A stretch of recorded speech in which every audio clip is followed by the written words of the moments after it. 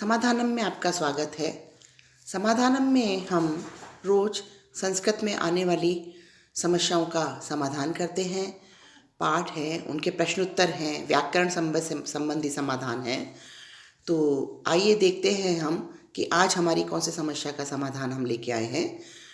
बच्चों, यदि आपको पसंद आए तो इसे आप लाइक, शेयर एवं सब्सक्राइब जरूर कीजिएगा ताकि आने वाले वीडियो आपको रेगुलर मिल सके। नमो नमः बच्चों, नमस्ते।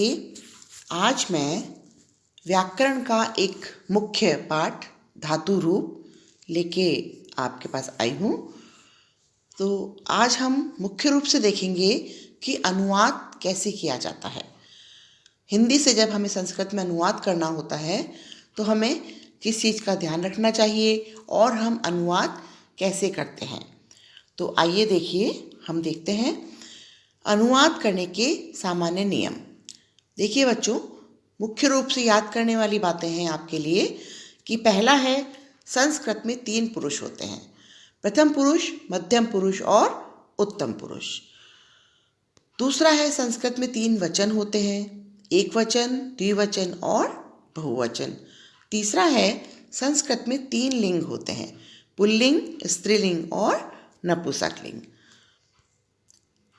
अब देखिए आगे हम देखते हैं मुख्य बात क्या होती है कि प्रायः क्रियाओं के काल का बोध करवाने के लिए 5 लकारों का प्रयोग किया जाता है।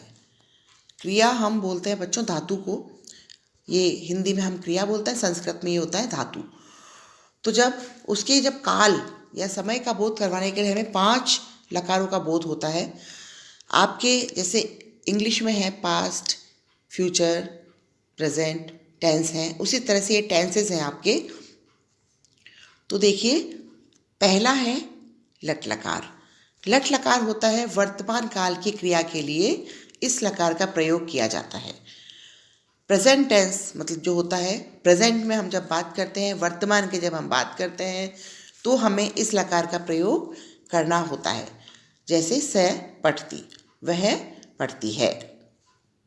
दूसरा है लंग लकार, भूतकाल, पास्ट टेंस, पास्ट की क्रिया, भूत की क्रिया या जो हो चुका, भूतकाल की क्रिया के लिए यह लकार प्रयोग किया जाता है। जैसे स अपठत।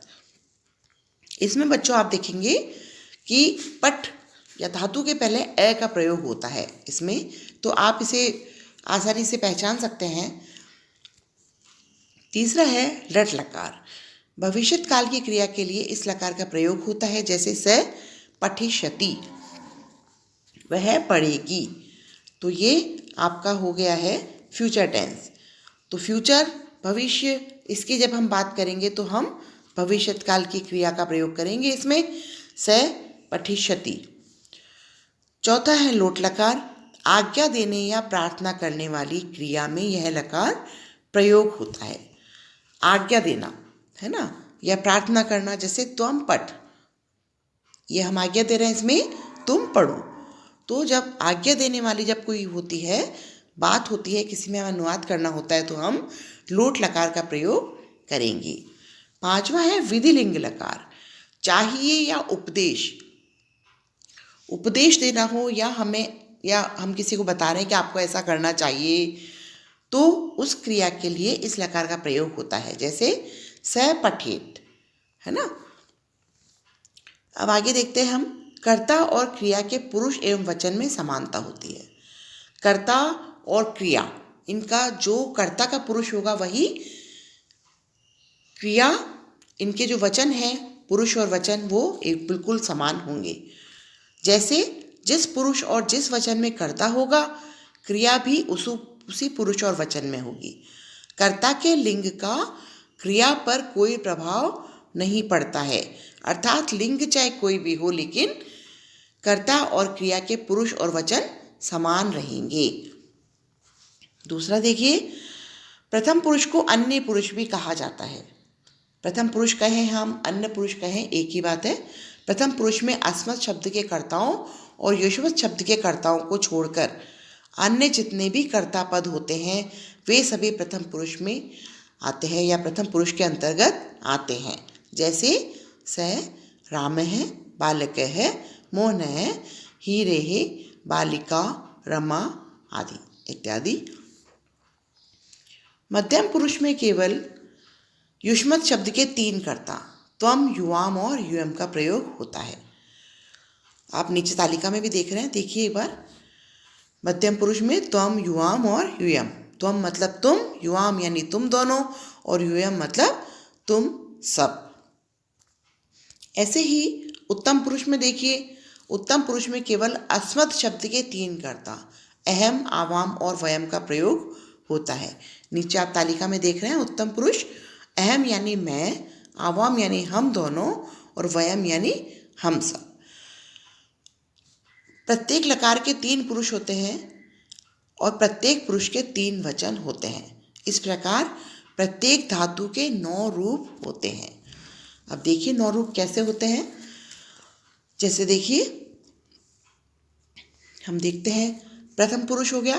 प्रथम पुरुष में स लड़का और सा लड़की के लिए प्रयोग होता है।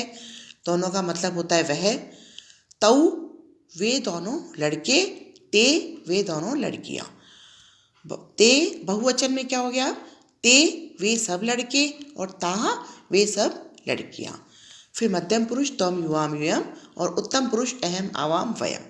आगे देखिए हम धातु रूप देखते हैं। तो धातु का अभी हम केवल यहाँ वर्तमान काल देख रहे हैं, लट लकार।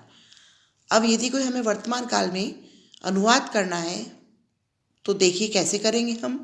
पुरुष हमारे दिए हुए हैं यहाँ नीचे धातु रूप में। देखिए प्रथम पुरुष, मध्यम पुरुष, उत्तम पुरुष, इनके वचन दिए हुए हैं, एक वचन, द्विवचन और बहुवचन। अब देखिए, जैसे प्रथम पुरुष का जो कर्ता है वो प्रथम पुरुष की क्रिया के साथ काम होगा। प्रथम पुरुष एक वचन, से या सा पठती। नीचे देखिए, ठीक है। तो ते वे दोनों, तो और ते के साथ क्या आएगा द्विवचन का, प्रथम पुरुष पठते। ते ता के साथ क्या आएगा, पठंती। ते पठंती, ता पठंती। ऐसे ही मध्यम पुरुष अब हम देखते हैं। त्वम के साथ क्या आएगा, मध्यम पुरुष के साथ एक वचन का मध्यम पुरुष एक वचन की क्रिया का प्रयोग होगा। जैसे त्वम करता है, यहाँ त्वम पठसी, युवाम पठतः, यूयम पठत। ऐसे ही उत्तम पुरुष का जो कर्ता होगा उसके साथ उत्तम पुरुष की क्रिया का प्रयोग होगा। जैसे उत्तम पुरुष कर्ता, मैं अहम पठामी, आवाम पठावे, वयम पठामे। तो इस तरह से बच्चों इसका अनुवाद किया जाता है। अब देखिए, पुरुष वही रहेंगे, प्रथम पुरुष, मध्यम पुरुष, उत्तम पुरुष, कर्ता वही रहेंगे, लेकिन हमारी जो क्रिया है वो बदल जाएगी, क्रिया के रूप बदल जाएंगे।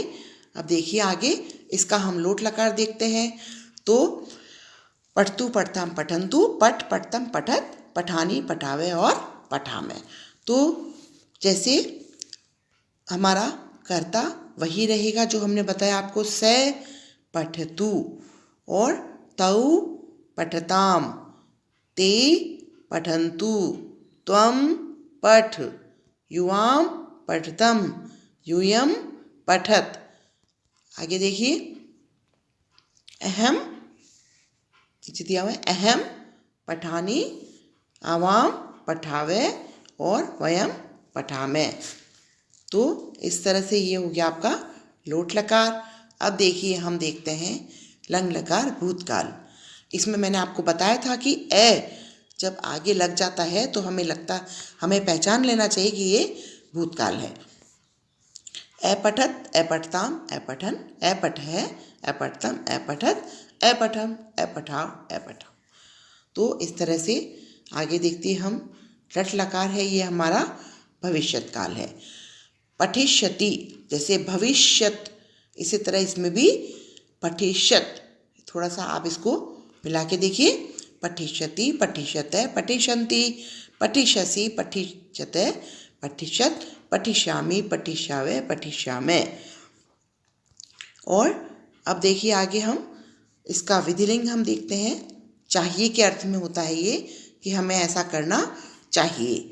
तो पठेत, पठेताम, पठेयु, स पठेत, तौ पठेताम, ते पठेयु, त्वं पठे,